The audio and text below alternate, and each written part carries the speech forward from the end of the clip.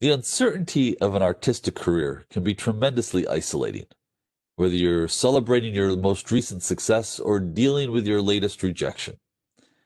Today's guest turns those artistic experiences into real insight about how to survive this pandemic period. She's Gayle Kabaker this week on Story in the Public Square.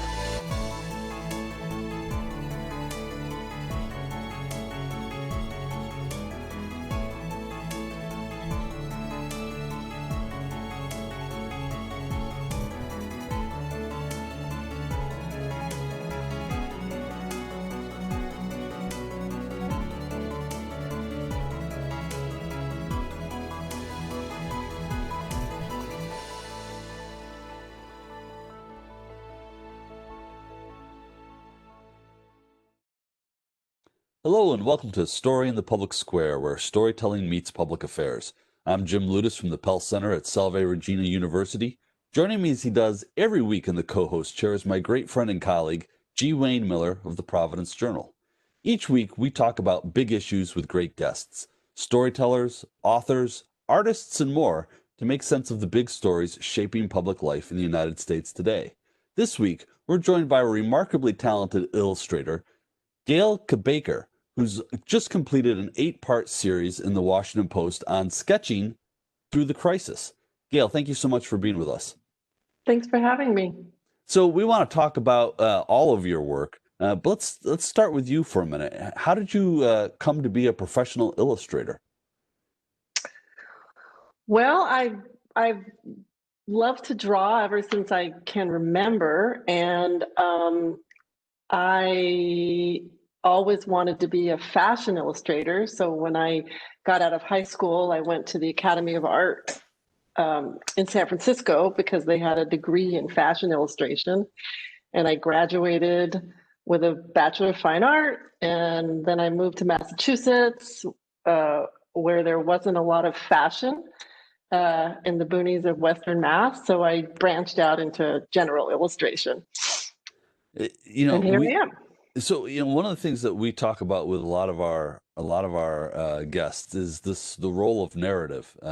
As an illustrator, are you consciously telling stories? No, well, sometimes, not always. It really depends on the assignment because sometimes I'm illustrating an actual story for a magazine, and then I'm telling a story. I'm telling a story, that's a, a snapshot of a story. Sometimes I'm just illustrating a portrait, or sometimes a product, or so sometimes there's story involved and sometimes not. So is there a distinction between illustrator and artist? Break that down for us. I'm guessing Well, there is. yeah, I'm I guess guessing an illustrator is an artist, but not necessarily an artist is an illustrator. Anyway, maybe you can break right. that down for us. Yeah. An illustrator is a commercial illustrator. You get assignments and you do what you're asked to do and you get paid for it. An artist, I would say, kind of does more what they want, and the fine art world and the world of illustration is different, but there are overlaps. Like I definitely overlap because people buy my work to put on their walls, so that turns it into art. But so there's a distinction where illustrators would be kind of more commercial. That's all. So a number of your illustrations have been on the cover of the New Yorker, which is quite an achievement, of course. How does that process work? Are you assigned those, or just walk us through that too? Uh, it's there's no process. It's generally it's kind of like there's no rules, there's no process, there's no anything. And I mean, there is a list of topics that I actually didn't even get.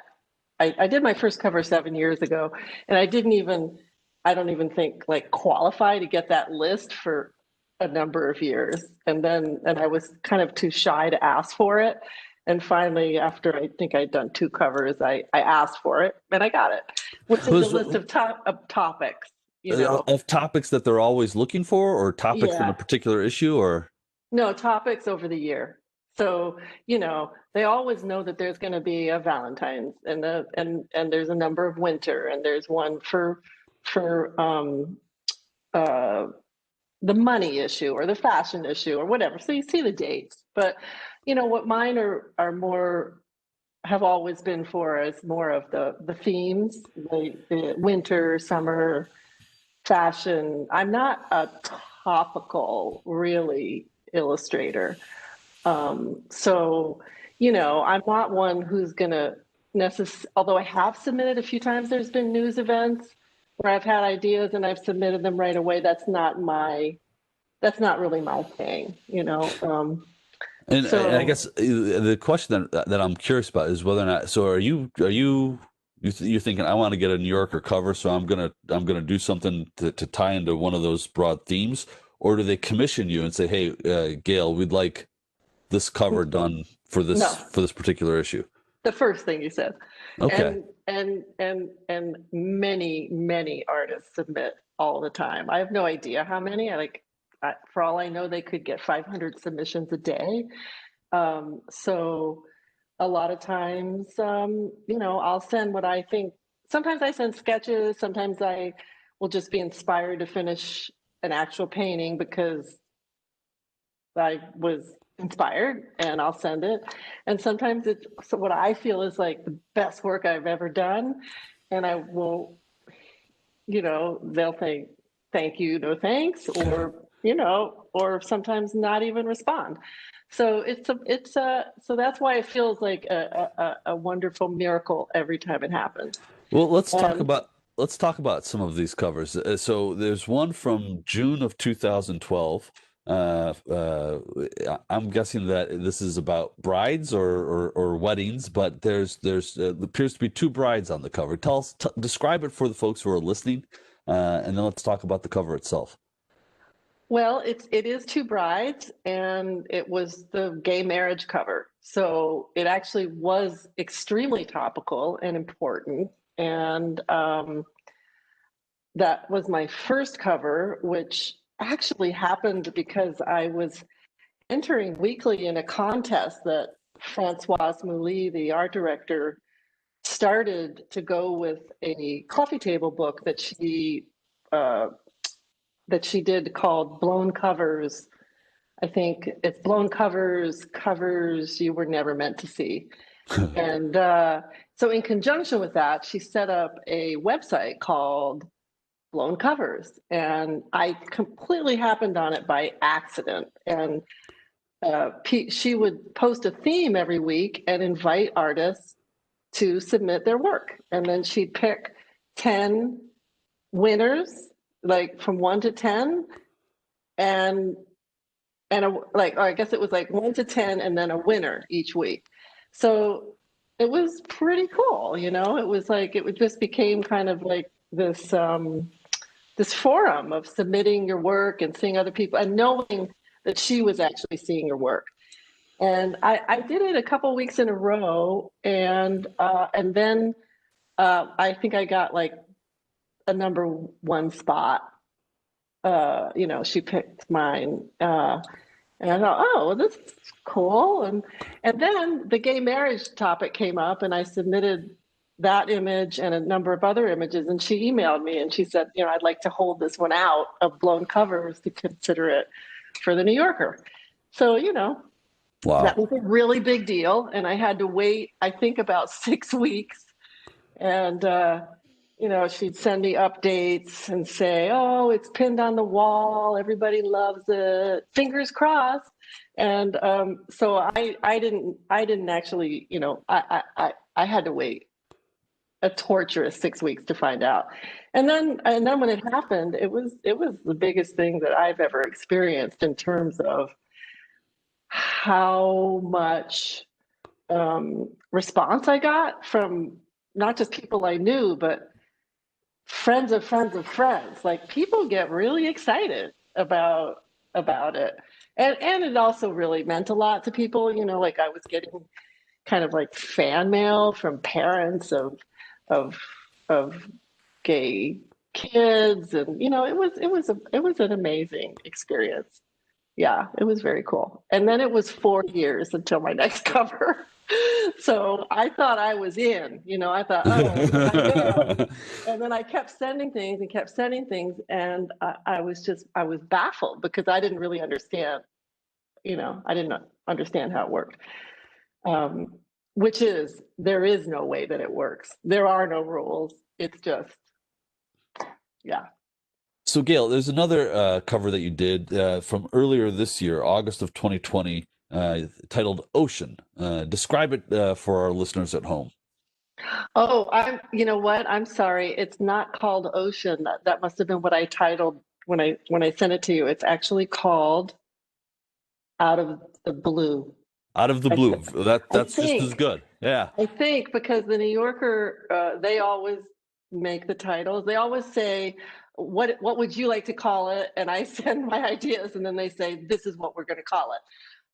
And their ideas are always the best. So, because I'm terrible at titling my work for some reason. So I painted that. I love to go away in the winter. Um, but I really can work from anywhere. So I try to get out of the New England winter and go someplace tropical because I'm really love the heat, and I'm very inspired when I'm at the ocean, especially. And I went to Bali by myself to paint for 3 weeks. And I had been there a few years before with my husband, so I went back to the same place. And I'm often inspired by young women or young girls, really, like the age of 6 to 8 or 9. Somehow I've been around some of them where I've where I've painted them, and I don't know, I just get lucky and get some really great stuff. And there was a girl living on the Airbnb property where I was staying. I had my own little house, and everything was separate, but there were communal meals if you wanted. So I really got to know this 9-year-old girl named Made, and her mom was part Balinese, and her grandmother owned the property. Anyway, I took a lot of pictures of her, and I took the picture because I often will take photos and then paint later from my photos. And that shot, I took a lot of photos of her in the ocean that day. And I painted her many times in the 3 weeks that I was there. And that was probably in uh, February. And I try not to send seasonal ideas until too far away from the season, because then they'll get lost. Like I wouldn't send a summer idea in February. So I sent it, and I sent a bunch of the paintings that I did in Bali, didn't hear anything. And you can't put any of this work out into the world, because if it's been out in the world, then the New Yorker won't use it. So I literally sat on that image. No one saw it for 2 years. And then this summer, I gave up because I just thought, you know what? I haven't heard anything. And this summer, they're not going to do any pretty covers. It's all, COVID related, or election, or, racial division or whatever.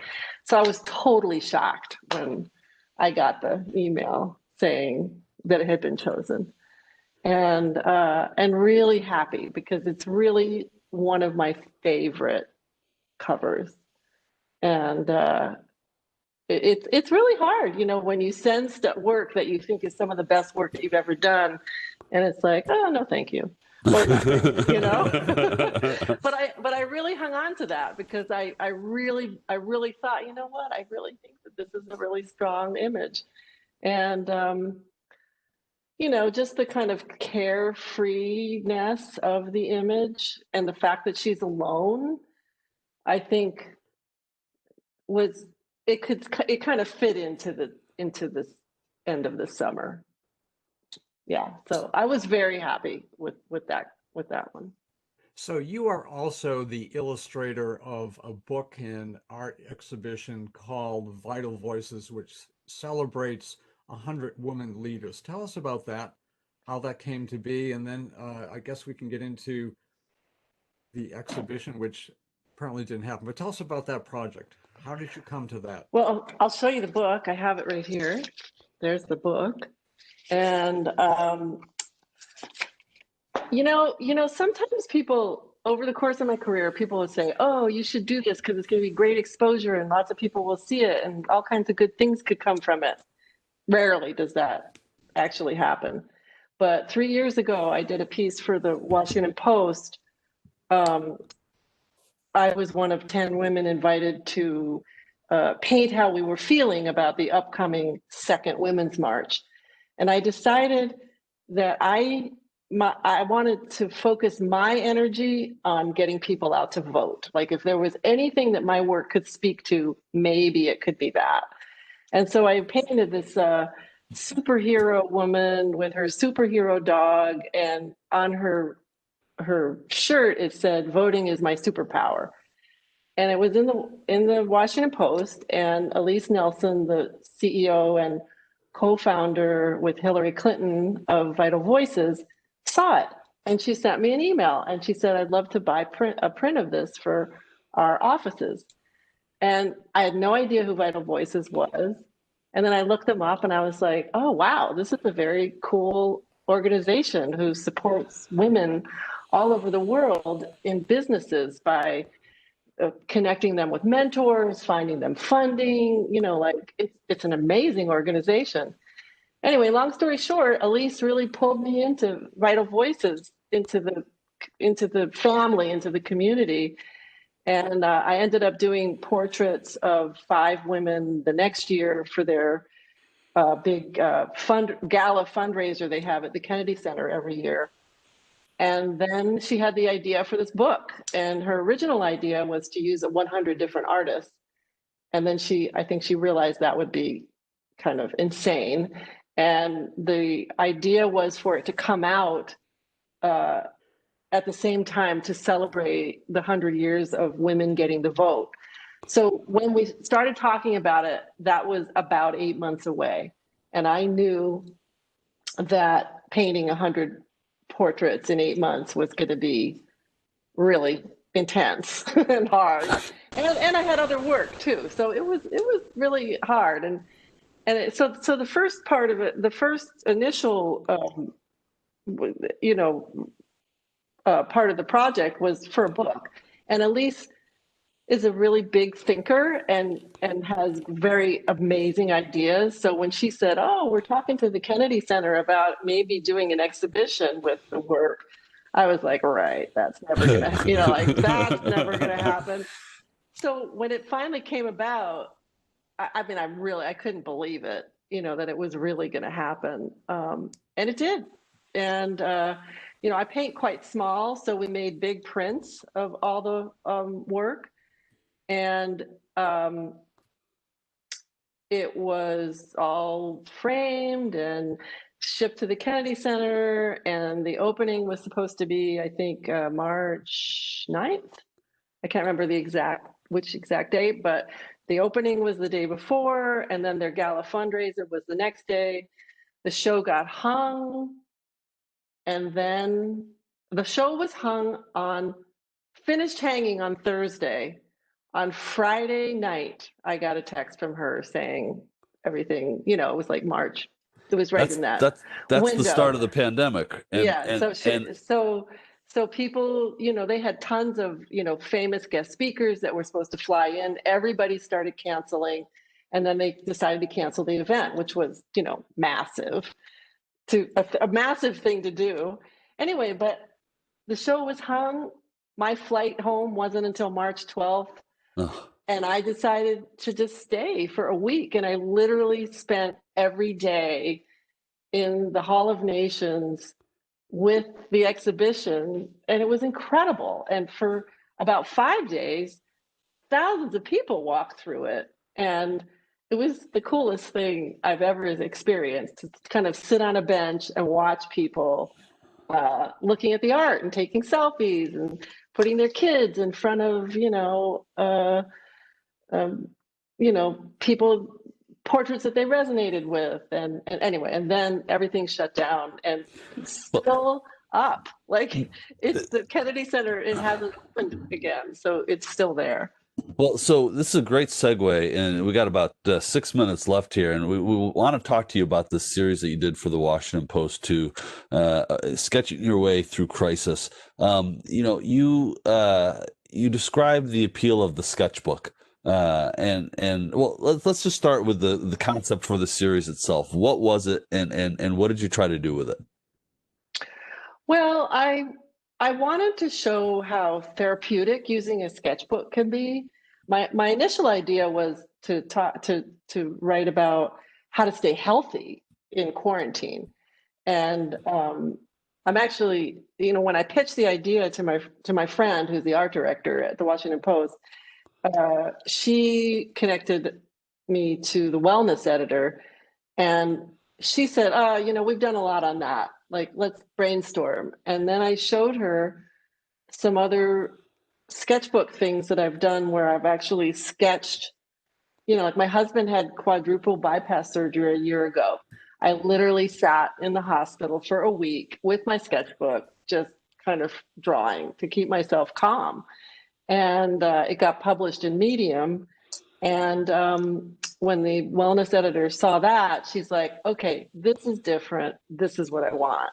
So each, it was called an occasional column. So it came out roughly every 2 weeks. Towards the end, I asked for 3 weeks because it was a lot of work. It was really hard. And each week, each column, we came up with a topic that people could relate to. And it was sometimes, I would come up with topics and she'd be like, no, people are not going to relate to that. Like I had an idea for a silver linings column and we decided it was too soon for silver Too linings. soon, yeah. Too soon. It was too soon.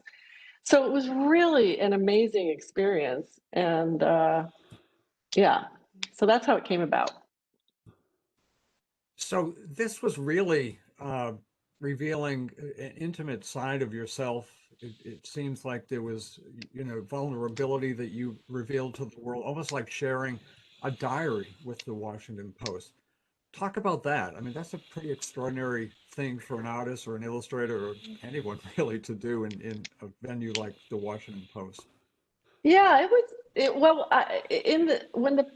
when the pandemic hit, I have a mentor named Margaret O'Connor who I've worked with for years. Who I kind of like to call her a spiritual midwife. She's a therapist, but she does a lot more than that. And I invited another illustrator friend, and the two of us met with her twice a week and basically talked and drew how we were feeling. Whatever, like worst fears, let it rip, like just like only the three of us were seeing it. No one else was seeing it. We weren't talking about it. We weren't posting any of the stuff on Instagram, nothing. And that's where the idea came from because I could see how much it was helping us. So I thought, wow, if we were able to teach people how to use a sketchbook, even someone who isn't an artist, it's therapeutic, like it's helpful. And so, especially on the first one, yeah, I was using sketchbook drawings that I'd had no intention of showing anybody. And there were times where it was scary to be that open, but yeah, so Well, sometimes, yeah, it was a you know, little scary. you cover some great topics from the music to get you through crisis to the relationship you have with your dog or your neighbors. But as I read it and as I looked at your sketches, I found myself wishing, and I have zero artistic ability, but I found myself kind of wishing that I had a sketchbook that I could sort of process some of these things with on my own. One of my takeaways from this, though, is your belief that would be of value to anybody, regardless of whether or not you are an artist. I'm wondering in the minute that we have left, if you can tell us what would people need to do if they wanted to try to use a sketchbook to sort of process these things on their own. Yeah, really simple. Get a sketchbook, get some pens, get some drawing tools that you like, and just do it. Just draw, and don't worry about what it looks like. And sometimes it might just be words, and sometimes it might be a funky drawing or whatever. That's why it was important to me to show my very, very rough drawings, because I was hoping that a non-artist would look at that and go, oh, I could draw like that. Like that's not a very good drawing. So really, it's accessible to anybody. And I would say, Jim, get a sketchbook and just do it. Yeah. So we've got about 15 seconds left. What are you working on now? Oh, I got a really cool job where I'm illustrating the back page of Condé Nast Traveler every month. And I'm illustrating, it's famous people are talking about their most memorable trips or whatever. And I'm painting a Polish table with food, and so that's what I'm working on. Well, we will look for that. Gayle, your work is remarkable. She's Gayle Kabaker. If you want to look up her stuff, check out her website, which is GKABAKER.com, gkabaker.com. That's all the time we have this week. If you want to know more about Story in the Public Square, you can find us on Facebook or Twitter, or visit pellcenter.org, where you can always catch up on previous episodes. For G. Wayne Miller, I'm Jim Ludis, asking you to join us again next time for more Story in the Public Square.